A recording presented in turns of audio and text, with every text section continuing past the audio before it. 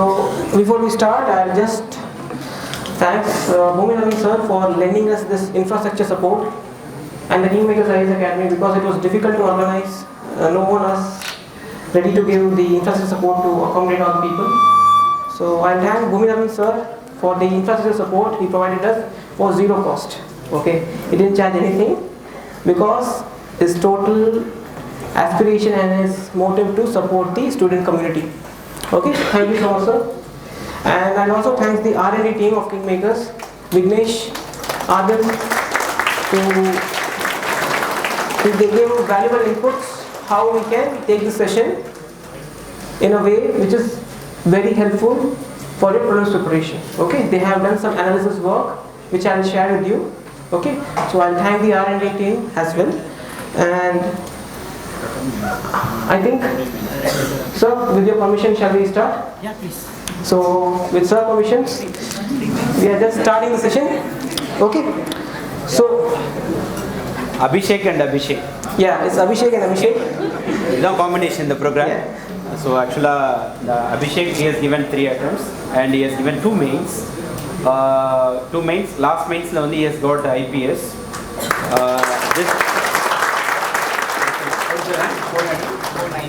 With the 490 rank. And another Abishek, I think you all know very well, with the 359th rank. Again, he has given 3 mains. This time also he has given his mains, and this Abishek also he has given his mains. This time he has got Indian Railway Account Service, and most probably both will get IAS very soon. We are all going to see. And not only that, and they want to see you all as an IAS officer as their juniors. So that is the reason why they are organizing this kind of program. And along with Abhishek, there are many toppers from Tamil Nadu. They want to contribute, they want to share their experience, especially Mr. Rishabh and Chitra and many more are there in the group. And hereafter we are planning to conduct many more events like this. And this is the first beginning. And I want to thank on behalf of the KingMakers IAS Academy, Mr. Abhishek and Rishabh and another Abhishek for their wonderful initiative. Thank you so much. Thank you so much for the support. So we plan to take the session. We sent you a form, right? Rishabh has sent you a form in the group, right? Many of you have seen it. They have filled the preferences. So we will divide the topic. I will discuss the basics approach for prelims. Okay? And other strategy, that's time management, stress management, revision, what current affairs magazine to follow. Okay? It will be taken by Abhishek. He will share his strategy, how did he prepare. And by taking the session, we will also try to answer all your questions. Anything which is unleft or left out, we will take in. Once the session is over by us, maximum 40-45 minutes, we will open the floor for you to ask us the questions. Okay? And we will answer it. Okay, this is the plan we have set. And let's see how it goes. Okay. So, I have seen many people who have given 4+ attempts in the UPSC. So can I just know how many people with more than 3 attempts? Raise your hands. Please. There are many who have given. I can point out the name. I have the name list also. Better you just raise your hands. Okay, leave it. They don't want to in front of us. One attempt. 1 attempt. 1 attempt. 2. Freshers. Everyone is fresher. Impossible. Okay. See, 1 attempt or 1+ attempt is very important for those people to realize what are the mistakes they have done. What are the mistakes they have done. And because of that, you may not have cracked prelims. I have seen people also, those who have cracked prelims, but they did not qualify for mains. Okay. For them, it's a separate strategy. Okay. Prelims only. We'll start discussion right now.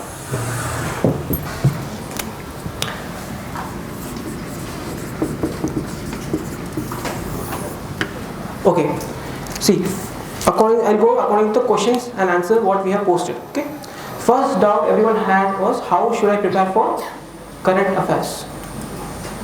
Yes, how should I prepare for current affairs? My question is, why you want to focus so much on current affairs? If you are asking this question, this means you have not analyzed previous UPSC question papers. This is the verdict I can give when you post this question. Why? Because UPSC split up is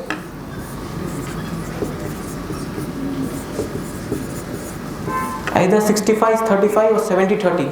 The 65 or 35 is your static portion, and this is your current affairs. Want to focus so much on current affairs? That's what I'm asking. 70 questions you are getting from static part. 70 questions you get from static part. Okay. First lesson, focus on your basics. Read your NCERTs, read all the standard books, and revise them at least thrice before 31st May 2020. Okay, standard books. Okay. Because many people, they told, how should I prepare current affair? Is it possible to cover current affair? Yes, it's possible.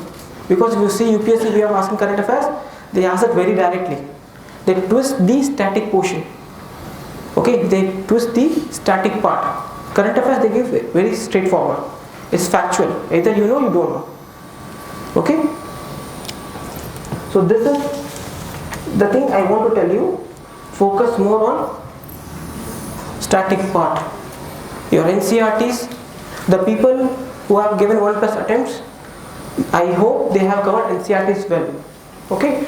Now it's time you just go for advanced book. Advanced book in the sense your Lakshmikant, GC Leon, Spectrum, all these books. Okay, revise them again. And people who are starting now, before you jump for prelims only mode, that is from Feb or March, first try to cover your NCERTs in these 2 months, maybe till January.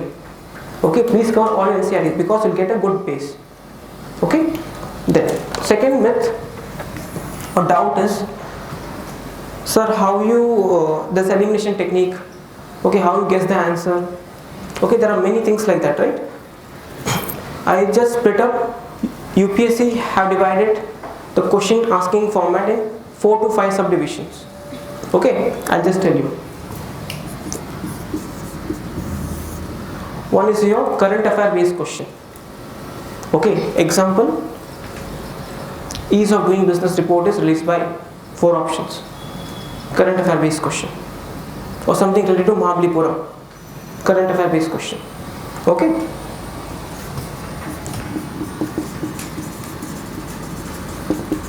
Next is your fundamental question. Fundamental question, they may ask you something about tsunami. They may ask something about earthquakes. They may ask something about deforestation, agriculture, static, fundamental, which is that in your NCERTs. Yes?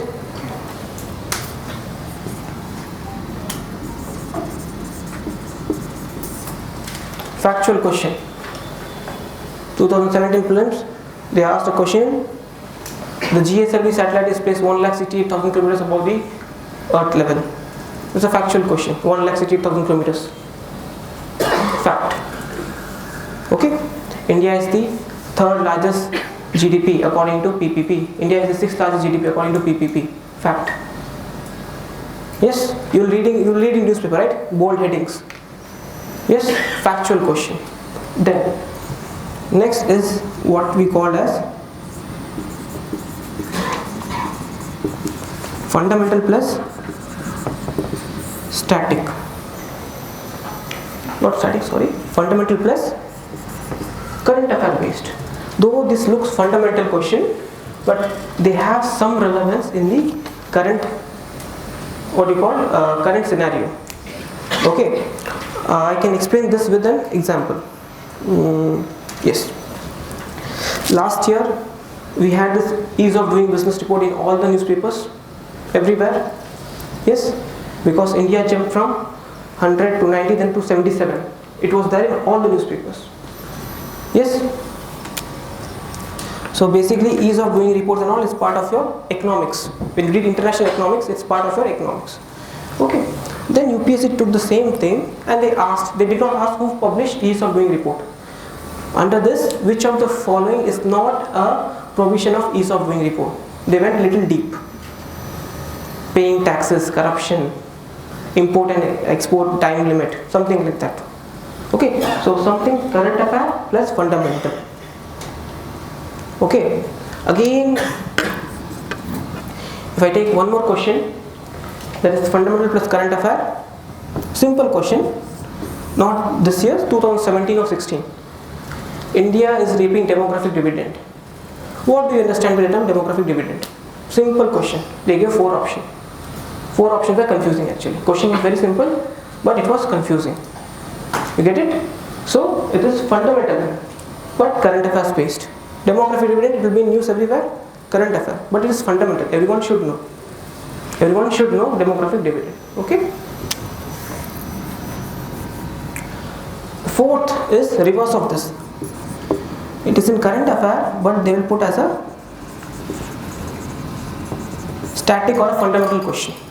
Though it is a current affair topic, they will put as a what do you call static question or fundamental question.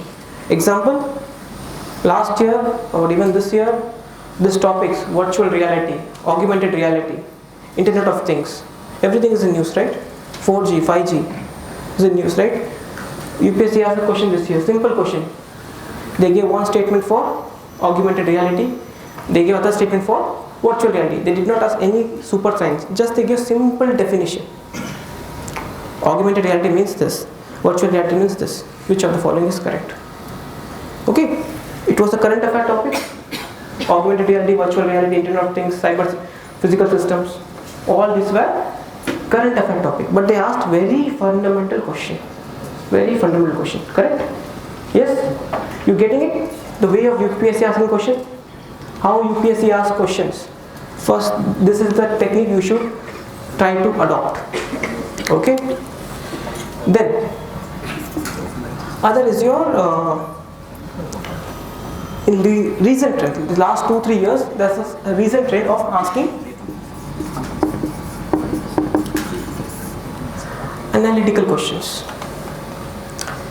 This year I can give a simple example. What do you mean or understand by the term liberty?